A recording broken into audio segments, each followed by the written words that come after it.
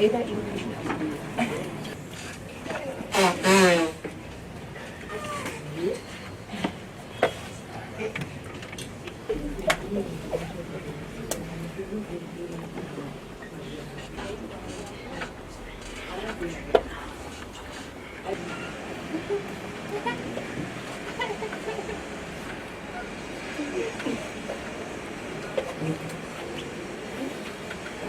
It's been a wonderful experience.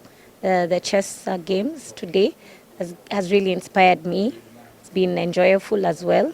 It's not the first time. We've been hosting previous championship games, but this has been the opportunity where deaf people have shown up more numbers than before.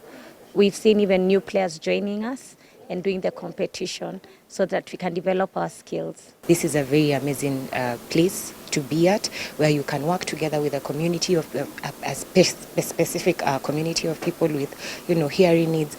Get to understand their world, get to familiarize yourself with them. It's not just about, being out there and screening and doing many other things, but it's also coming in and having fun together with them and supporting our worthy cause.